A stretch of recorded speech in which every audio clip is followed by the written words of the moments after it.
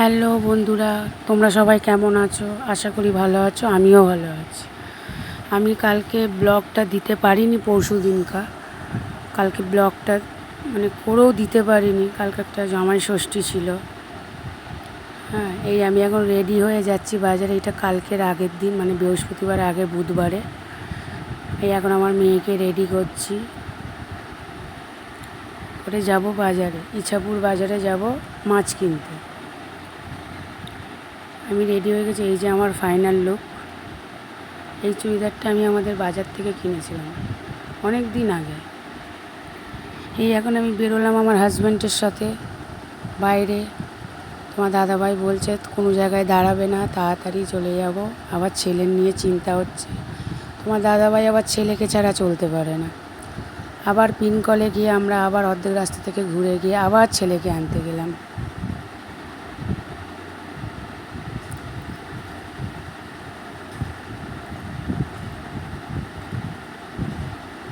এই একেবারে ছেলেকে নিয়ে চলে এলাম, মাছের বাজারে ঢুকলাম।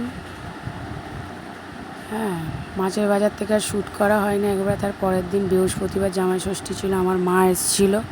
যেহেতু আমার বাপের বাড়ি যেতে পারিনি, আমার একটা মামা মারা যায়।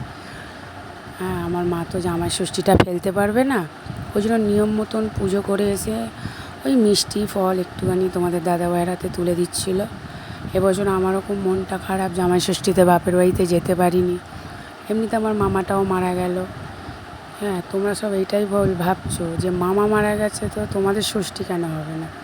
যেহেতু আমার মা বাপের বাড়িতেই থাকে, আমার বাবা নেই, আমার মা বাপের বাড়িতেই আমার মা জায়গা পেয়ে ঘর করেছে। হ্যাঁ, ওখানেই থাকি। যেহেতু একটা বাড়িতে মারা গেছে, আমার মায়ের অসুখ না থাকতে পারে, কিন্তু একই তো ভিটে বাড়ি, ওই জন্য আমার মা নিয়মটা ওখানে করতে পারে না। নিয়ম মতন ওখানে পুজো করে এসে এখানে তোমাদের দাদাভাইকে পুজোটা দিয়ে তোমার দাদাভাইকে সন্দেশ মিষ্টি ফল এগুলো দিল, হয়ে গেল। আমরা তো কিছু খাওয়া দাওয়া করবো না, যেহেতু ষষ্ঠী। আমি আমার ছেলে মেয়ের জন্য ষষ্ঠী করব। আমার মাও ভাত খেতে পারবে না, তোমার দাদাভাইয়ের জন্য আর আমার ছেলের জন্য কিছু রান্না করলাম। এতটাই ব্যস্ততার মধ্যে ছিলাম যে ভিডিও করব সেইটুকুনি সময় পাইনি। হ্যাঁ, এই এখন বাজার টাজার করে নিয়ে একেবারে বিকালবেলা গেছিলাম একটু কালীবাড়ি। আমার মাকে নিয়ে গেছিলাম একটু ঘুরতে কালীবাড়িতে। এই যে দেখুন আমার ছেলে দৌড়োদৌড়ি করছে, ও এখন বাঘ কিনতে যাবে, ও বাঘ কিনবে। ও এ মাথা ও মাথা করবে, কোনো জায়গায় স্থিরভাবে ও থাকতে পারে না। এই যে এইটা হলো আমাদের কালীবাড়ির ভেতরটা। ভালো করে শ্যুট করতে পারিনি, যেহেতু আমাদের ওখানে কালীবাড়িতে ফটো তোলার রুলস নেই, নিষেধ আছে। আমি যাও করে একটু করে লুকিয়ে চুরিয়ে আমি একটু বাইরের ভিউটা আমি একটু তুলেছি।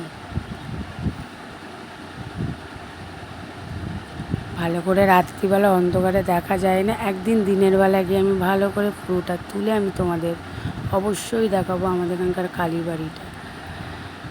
আমাদের এখানে খুব জাগ্রত মা। দক্ষিণেশ্বরের কালী মন্দিরের পুরো হুবহু কপি। Live subscriber